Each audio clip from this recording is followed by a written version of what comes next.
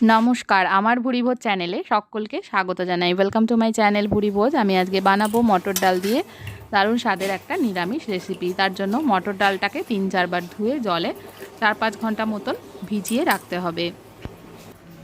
এবার জলটা ঝরিয়ে ডালটাকে বেটে নিতে হবে। বাটার সময় কিন্তু একটু জলের ব্যবহার করব না, ডাল বাটাটা একটু শুকনো শুকনো হবে।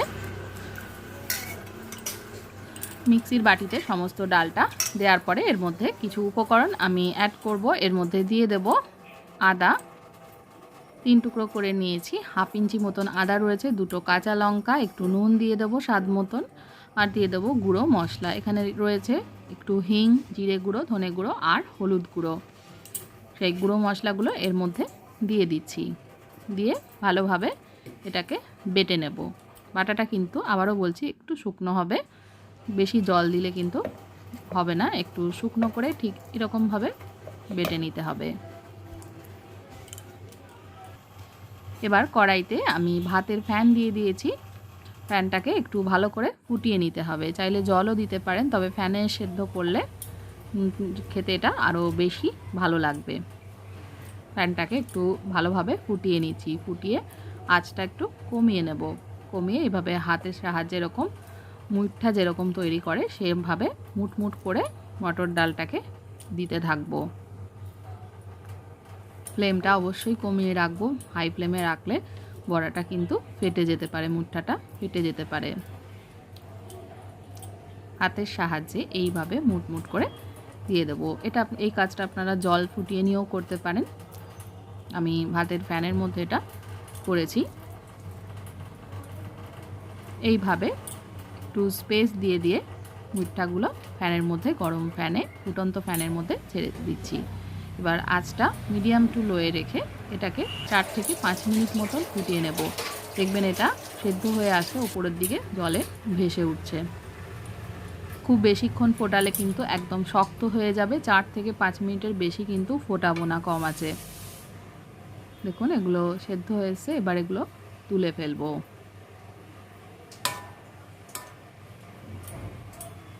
এবার একটা থালায় চামচের সাহায্যে এইভাবে একটা একটা করে তুলে নিতে হবে। একদম ফ্যানটা ঝরিয়ে নিয়ে অন্য একটা পাত্রে তুলে নেব। তুলে নেওয়ার পরে ঠান্ডা করে নিতে হবে। আবারও বলছি, এটা কিন্তু বেশিক্ষণ ফোটালে শক্ত হয়ে যাবে, একদম খেতে ভালো লাগবে না। খুব বেশিক্ষণ কিন্তু ফোটানো যাবে না। এবার একটু ঠান্ডা করে নিয়ে এবার তেলে এগুলোকে ভেজে নেব। এটা ভীষণই সুস্বাদু হয় খেতে, গরম ভাতের সঙ্গে। নিরামিষ দিনে এরকম একটা খাবার থাকলে কিন্তু খাওয়াটা জমে যাবে। অবশ্যই বাড়িতে ট্রাই করবেন, ট্রাই করে জানাবেন কেমন লাগলো। ভালো লাগলে আমার চ্যানেলটাকে সাবস্ক্রাইব করার অনুরোধ রইল। এবার মুঠটাগুলো ভেজে নিতে হবে এপিট ওপিট করে। প্রথম লটের মুঠটাগুলো ভাজা হয়ে গেছে, এবার বাকি মুঠটাগুলো একইভাবে ভেজে নিতে হবে।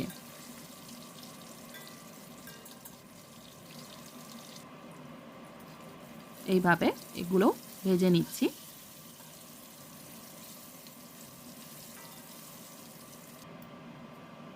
সমস্ত মুঠটাগুলো ভেজে নেওয়ার পরে কড়াইতে যেটুকু তেল রয়েছে তার মধ্যে জিরে তেজপাতা দিয়ে দিলাম ফোড়নে। জিরে তেজপাতাটাকে ভেজে নেব। এবার এর মধ্যে দিয়ে দেব আলুর টুকরোগুলো, লম্বা করে কেটে রেখেছিলাম। এইভাবে একটু হলুদ দিয়ে দিলাম,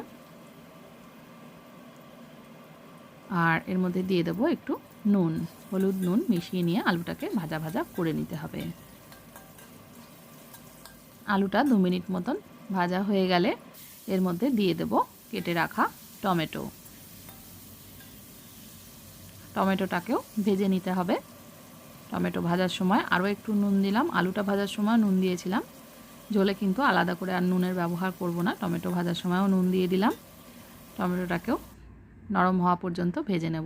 এবার আমি এর মধ্যে দিয়ে দেব জিরে গুঁড়ো 2 চামচ, জলে গুলে রেখেছিলাম সেটা দিয়ে দিলাম। অনেকটা বাটা মশলার মতন টেস্ট হবে, চাইলে আপনারা জিরে বেটেও নিতে পারেন। আর দিয়ে দিচ্ছি লঙ্কা গুঁড়ো, দিয়ে এটা মিশিয়ে নিয়ে ভালোভাবে কষিয়ে নিতে হবে।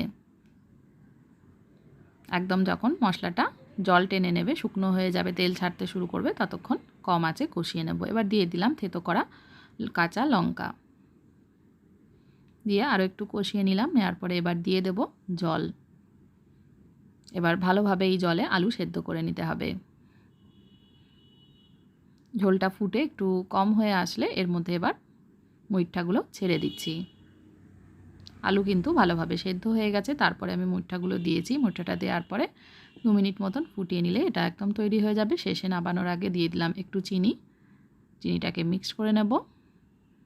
আর দিয়ে দেব গরম মশলা, থেতো করা গরম মশলা, এলাচ, দারচিনি, লবঙ্গ থেতো করে নিয়েছি। এটা ভালো করে মিশিয়ে নিলাম। চাইলে লাস্টে একটু ঘি অ্যাড করতে পারেন, তবে আমি ঘি অ্যাড করিনি এটায়। একদম রেডি হয়ে গেছে গরম গরম ভাতের সঙ্গে খাওয়ার জন্য। রেসিপিটা দেখার জন্য সকলকে অনেক অনেক ধন্যবাদ।